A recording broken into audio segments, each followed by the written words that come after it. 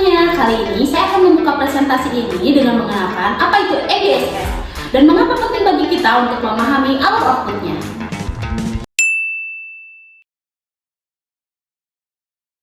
EBSS atau Accelerate Mayo adalah software akuntansi yang digunakan oleh bisnis kecil hingga menengah untuk mencatat transaksi keuangan dan menghasilkan laporan keuangan.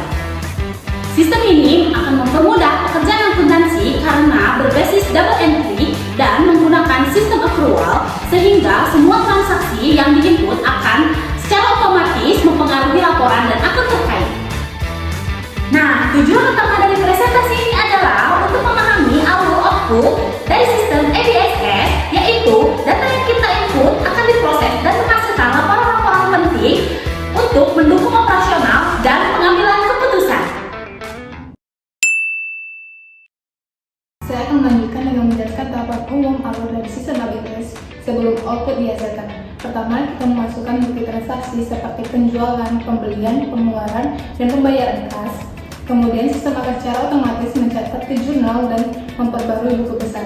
Akun-akun seperti kas, piutang, persediaan, pendapatan, dan biaya langsung terupdate.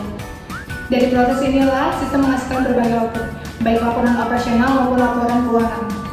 Setiap proses dilakukan secara real time, jadi begitu transaksi siap dimasukkan, laporan pun siap ditarik tanpa diinput kembali.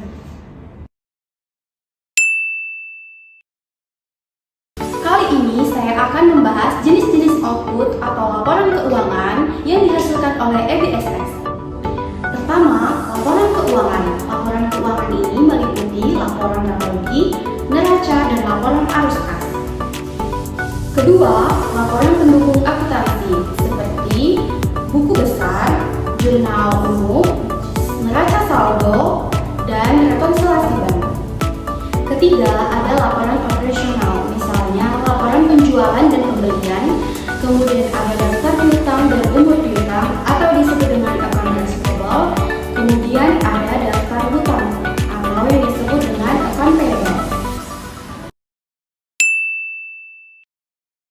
Saya akan memberikan contoh konkret dari alur output pada modul penjualan. Misalnya, perusahaan melakukan penjualan barang secara kredit. Input, admin melakukan faktur penjualan di sistem. Proses sistem, mencatat pendapatan dan piutang usaha secara otomatis jika ada PPN. Sistem juga mencatat PPN keluaran output yang dihasilkan.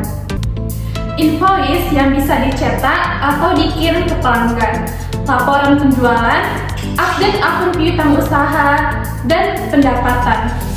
Laporan laba rugi dan neraca langsung berubah.